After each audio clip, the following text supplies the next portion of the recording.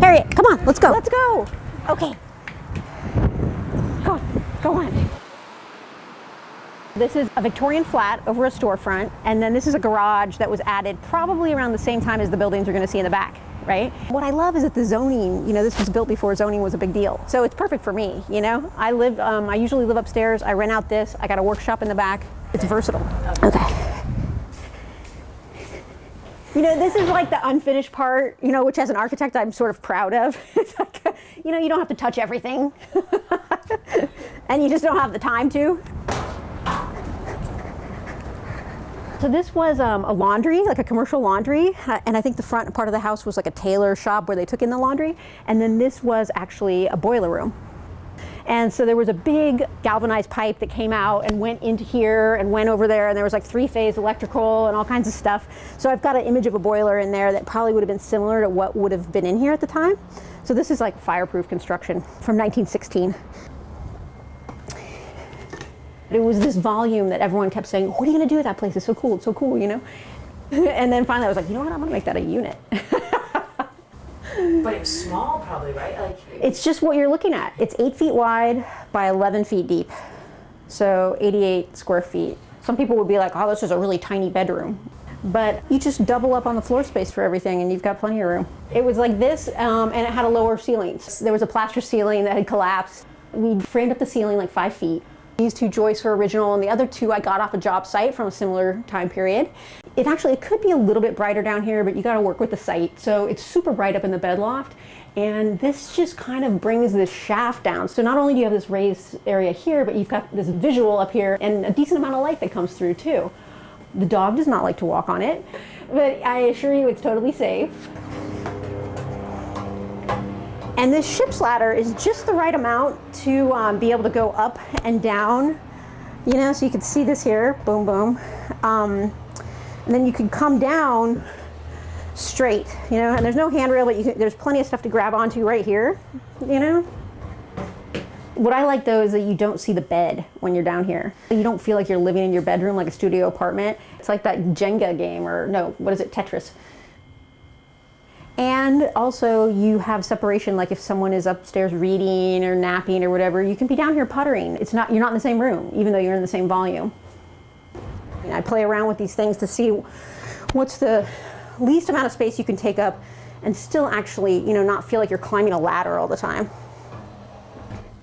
And you got places to grab all around here.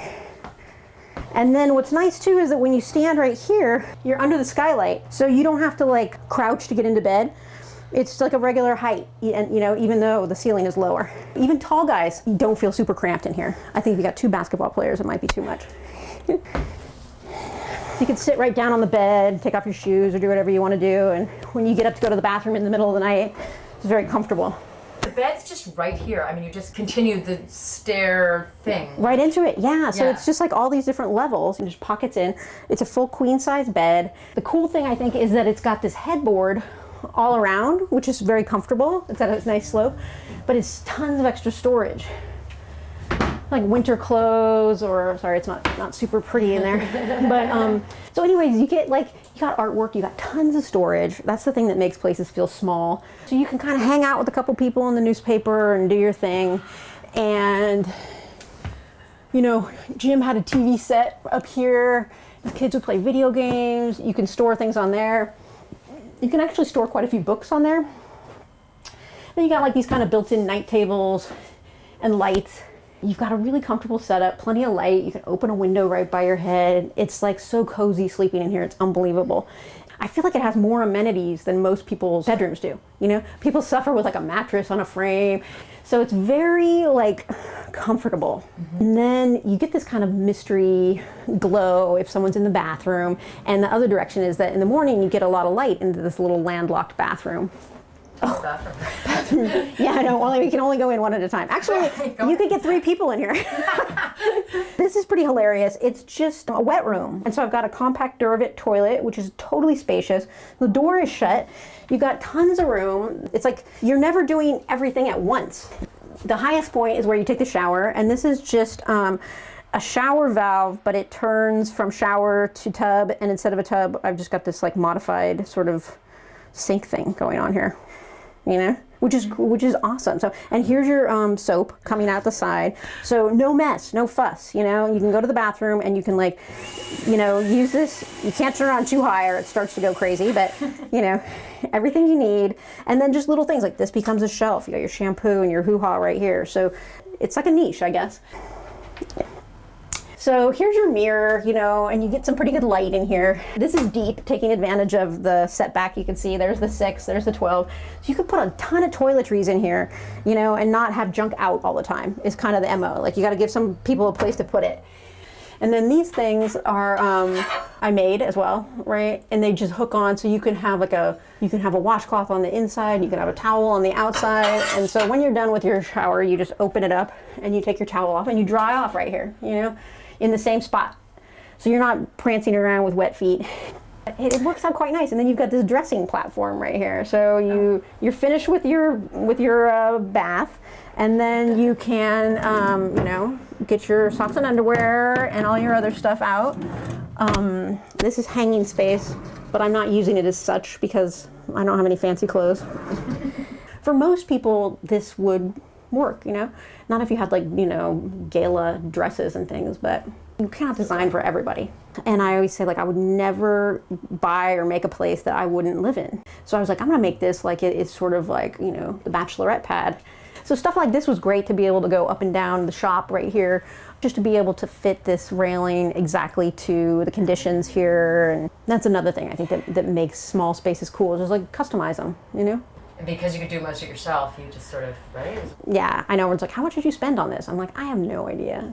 Priceless. You know, not that much in materials, the roof, but not that much otherwise. And then this is your shop? It is. I went to architecture school, and then I graduated during a recession in '92. It was terrible. So I was making stuff in college, and I just kept making stuff. And I was doing that for like 15 years until it got bigger and bigger and bigger, and it was like, I should probably get my license. These are some parts from a client's house, and I was like, give them to me, I'm gonna clean them up, we're gonna put them back in. Yeah. There's nothing worse than like bad hardware. Some of the stuff in there, why get rid of it if you've got a little bit of place to store it? So I see stuff from projects from like a decade ago, but tomorrow I may need it. Tomorrow I may need it. And I did. Like, I-beam in the brick house I got from under a neighbor's house. They're like, do you want this thing? And I was like, well, I can't resist. And I had it for like maybe 8 years. And then I was like, Wow. I mean, it's handy because the shop is right adjacent. And so there's metalworking, woodworking, anything you want. You just measure here, go in there, come back out, you know, boom, boom. So you made all the furniture? Yeah. I mean, aside from like a little bit of IKEA here, everything is like totally custom. Like the couch, the coffee table, the stairs, the table, the shelf brackets. You know, these are just sanded acrylic on here. It's acrylic, and I use a random orbit sander on it. It's just a lot lighter. It's like translucent, but it's a little bit magical, you know? It kind of, it emanates and then it lets light through. So you've got 8 feet of like countertop space. I had this break formed at a shop that's bigger than mine, but it, you know, it's cheap. It's just a piece of stainless steel. I plasma cut out the sink, you know, it's an IKEA faucet. It's an IKEA rack that's been like modified a little bit. This is just a scrap. A lot of it's just scrap material left over from projects, and you know, like this stuff is really expensive, but if you have a scrap of it, you're fine. Same with the sanded acrylic, the table. And this table is cool because you can pull it out and sit at the couch and then use this as a seat, you know, and actually have a little dinner party. All right. A friend of mine lived here with his 2 kids for a year. They'd be like, hey, you want some pasta? And I'd come in, there'd be like 2 little guys and my friend Jim, and we'd just be like, you know, and you could work in here. This is a nice place to set up your computer and work at. And then when you're not using, there's like overflow storage. So just having like everything you need in a compact area, this was just like a great challenge. Tuck it right back there, and then you're back to business. Instead of being like, oh, here's a chair anyone can use, it's like, here's a bureau that only fits in this area. This is the, you know, side chair. We had a Christmas party in here. It was awesome. So dual purpose. I mean, this is stairs, and yet Right, so so the landing is also a place to hide your shoes under here. I don't know if you see my slippers under there. You can really put a lot of shoes under there. The coffee table has a place for magazines down here, and you can just kind of trash it and then re-oil it. And this is waxed canvas, so it'll take a beating too. This is a couch I made. It is like an extra place for someone to sleep. When you take these cushions off, a skinny person can sleep here. Maybe not a super tall guy, but I've slept on this couch before and it's done me right. There's so much bulk to furniture, and I think it's just because it needs to be made cheaply or shipped cheaply, Got like decent countertop space, and then this little satellite area too for other stuff. But it's like, I like it, it's like uniform, it's not like some little wacky thing, it's just one surface, and then one sitting surface. And you do this, all your stuff drains right onto the counter, or you just wipe it into the sink. And then I like clear dishes. So, you've got stuff on display, but it's like very monochromatic. But you've got like all this drawer space, okay? Tons of space underneath there. You'll notice me proudly doing the IKEA thing. But yeah, I swear by this Avanti fridge, because you can put a bunch of stuff in here and a separate freezer, because I'm a big ice cream person, okay? This is the heat right here. It turns on a timer and it comes out of the kick right here. Doesn't get that cold in here, I gotta say. Lots of space up here too. More than some little apartments, I might say. It's nice to spend time in the space that you're going to remodel and really respond to the space, like how the light is, where the openings are, and then say like, well, I really want this to be multi-purpose. And then once this happens, I think, well, I'm going to make a couch that matches that. So, and then some of it, those like, it was kind of what I had, and then kind of this asymmetry came out of it. It's like, this is just like a 1/2x2, but this is like a 2x2 too. But it's like, and these were old pieces of 2x6 tubing. Like you could see there's these people, what are these holes for? I'm like, 'cause the tube was used for something else beforehand. There was like, a little bit of reuse going on. And then taking advantage of the thickness of how the wall below is like a full 12 inches and up here it's 6 inches. So that's how you get some of this storage, like how this ends up being a little deeper, just take advantage of it all. Were you inspired by ships? It has a nautical feel. Actually hate the water, but what I like are trailers, Trailers are so like nifty. So just having like everything you need in a compact area. It's kind of like a little piece of furniture, Working with clients doing architecture, usually you're dealing with like a 2,000 square foot house, and it's just not possible to make it like sort of a jewel, and wanting to just go that extra mile and being able to do it on something so tiny. But like this, you're like, 5 sheets of plywood and like, this tiny thing, and I can just do it all myself. There's something about that that's really quite nice. I don't know if you know this book, The Pattern Language. Yeah, you like The Pattern Language? Oh my God. So people laugh me out of the room because they're like, that's such a hippie thing, that Christopher Alexander, blah, blah, blah. But it's not prescriptive, It's like, light on 2 sides of a room, or varying ceiling heights, or levels of privacy, or like stuff like that. It's like, duh, it's totally intuitive, but I feel like so much architecture just completely ignores that. Bed is an alcove, the light and everything.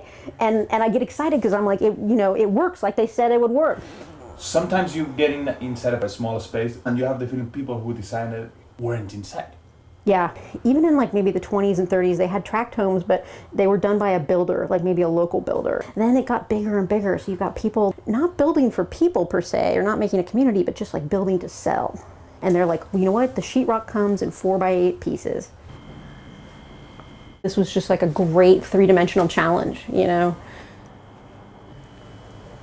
I think reuse is always like an interesting thing too, and especially something that was like so as unsavory as just like a boiler room.